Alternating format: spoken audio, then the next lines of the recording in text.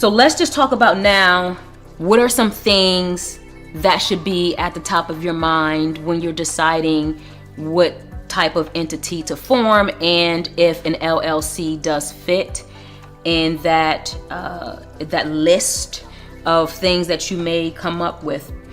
One of the first things I think an individual should think about is the nature of business. What type of business are you involved in?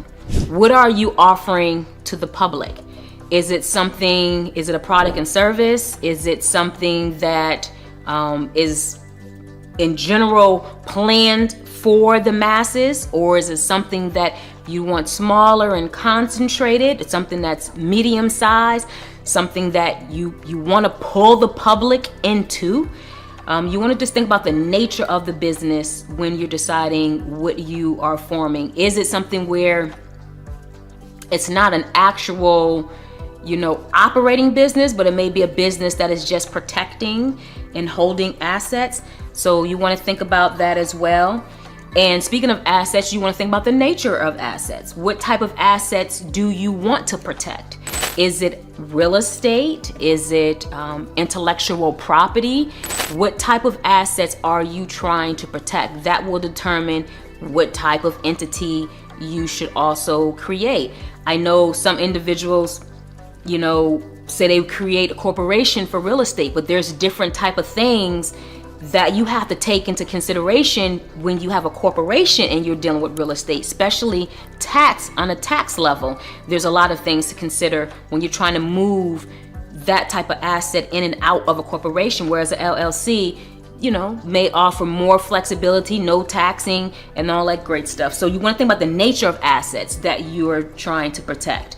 I talked about this earlier. Control. What type of control are you foreseeing for your business? Is it just you and you foresee bringing other people in, but do you want to manage what that control looks like?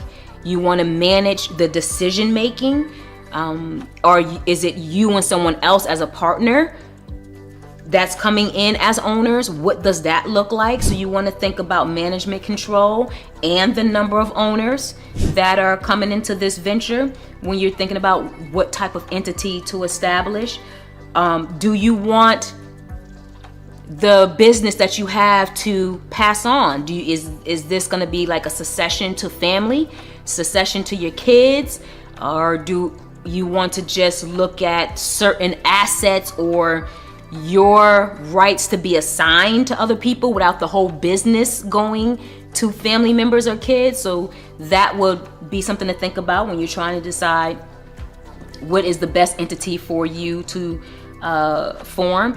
Is the business entity that you're forming, are you going to need help? Are you going to need investors? Are you going to need startup funds? Or is it just all you? How are you going to be able to move forward with this business if it is new? You want to take that into consideration when you're deciding what type of business entity to form, and if an LLC is one of the best fits for you. And then lastly, I think you should think about, privacy. Is there certain things that you want people to know and not know? Do you want them to know who management is? Do you want them to know who's even the owner of this company? Especially when they see assets out there. So anonymity is a really huge thing. And is that something that is important for you for a particular business venture or a company holding assets? If anonymity is important to you, then so shouldn't the type of business that you form and or the way that you may form a business that doesn't automatically get that anonymity.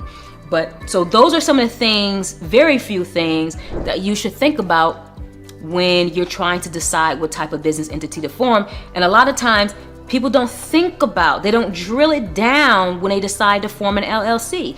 They just figure, this is something I always hear. Two things: corporation, LLC. There's two things you hear flying around. And then most people feel like, well, not a corporation because I don't think I'm corporate level big.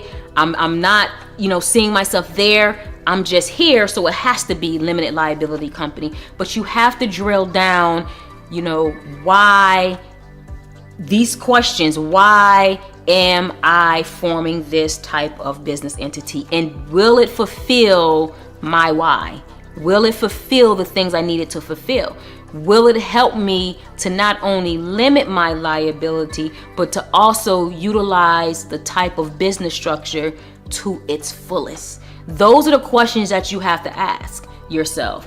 So that's it about what is a limited liability company and some of the things to think about when you form it. So we're going to end part 2 off there, and then what we're going to come to next on part 3 is forming an LLC, how to properly form it. So when people do decide, individuals decide that LLC is the entity they want to form, are they forming it properly?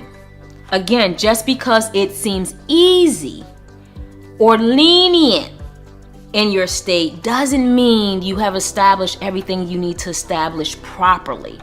And the whole purpose behind having a business entity, instead of running out there doing as a sole proprietor or running out there and doing it as a general partner, the whole purpose of having a business entity structure that's registered is protection. And so if you're not properly forming the LLC, then you may have shaved away at the very reasons why you want a business entity formed. So we'll get more into that on part 3.